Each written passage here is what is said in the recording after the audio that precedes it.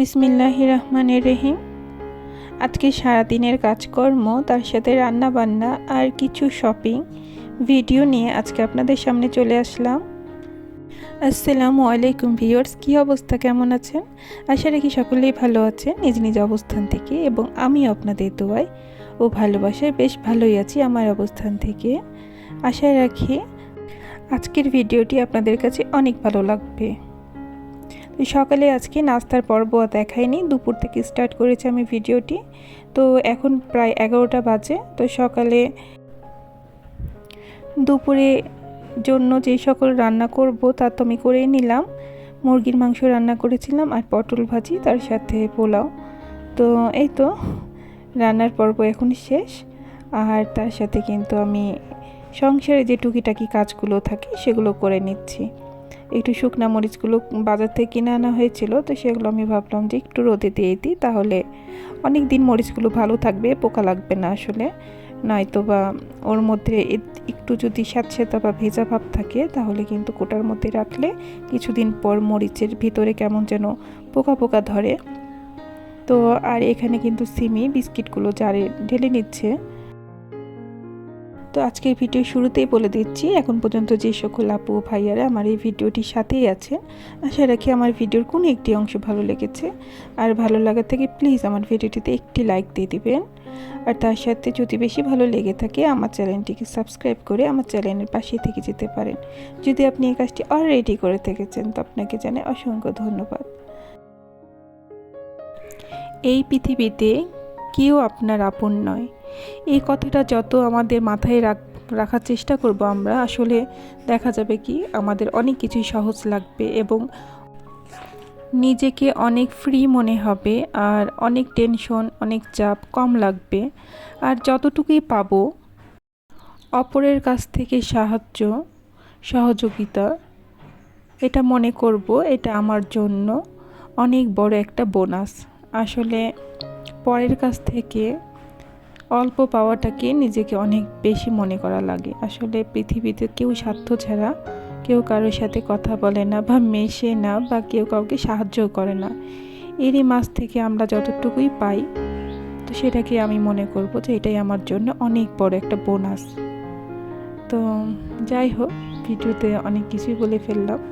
যদি কোনো ভুল ত্রুটি হয়ে থাকে তো প্লিজ আপনারা ক্ষমা সুন্দর দৃষ্টিতে দেখবেন।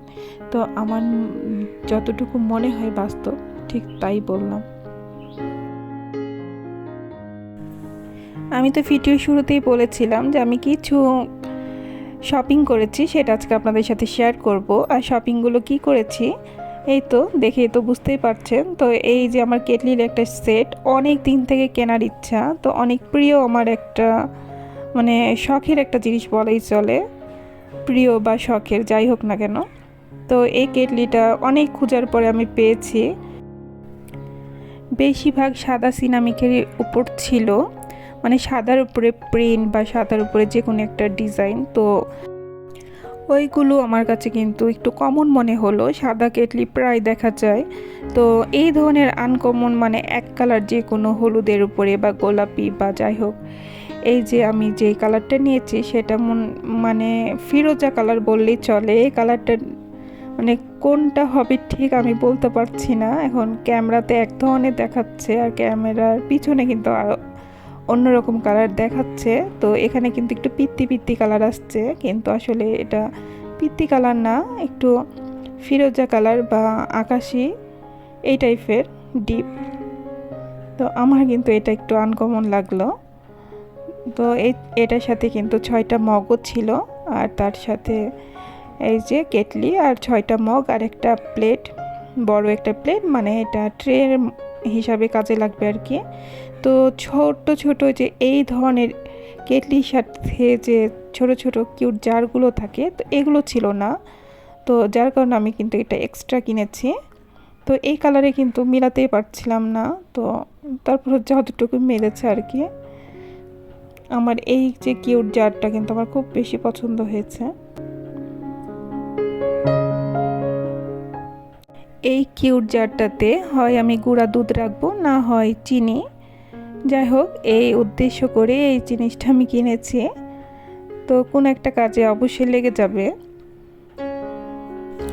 এই ধরনের কিউট কিউট জার কিন্তু আমার কাছে খুব বেশি ভালো লাগে। আর এই যে ছোট্ট জগের মতো যে জারটা কিনেছে এটাও কিন্তু আমার অনেক বেশি পছন্দের। তো এই ধরনের জিনিসগুলো কিন্তু ব্যবহারের থেকে আমাকে বেশি সাজিয়ে রাখতেই ভালো লাগে। তো আজকে আমি আমার যে মিনি ক্যাবিনেটটা আছে তো সেখানে আমি একটু গুছিয়ে রাখবো।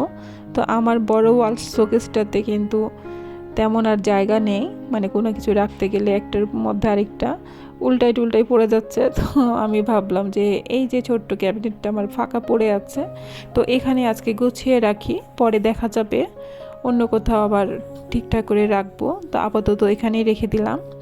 তো থাকগুলো কিন্তু আমি সুন্দর করে মুছে নিয়েছি, আর এই যে এখানে আমি রেখে দেব। তো কিভাবে রাখবো না রাখবো বারে বারে কিন্তু এলোমেলো করছি, আবার গুছিয়ে নিচ্ছি।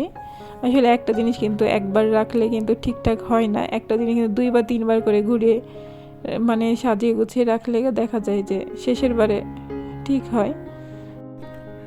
এই তো আমার সম্পূর্ণ গোছানো হয়ে গেছে। তো গোছানোর পরে কিন্তু মানে এরকমই লাগছিল দেখতে, মানে আমার কাছে তো খুব ভালো লাগছে। জানি না আপনাদের কাছে কেমন লাগছে, প্লিজ সুন্দর সুন্দর কমেন্ট করে আমাকে জানাতে পারেন। আপনাদের সুন্দর কমেন্ট কিন্তু আমাকে অনেক বেশি উৎসাহ দেয় নেক্সট ভিডিও তৈরি করার জন্য। তো আমি কিন্তু একদম ভিডিও শেষ প্রান্তে চলে এসেছি। আসসালামু আলাইকুম, আল্লাহ হাফেজ।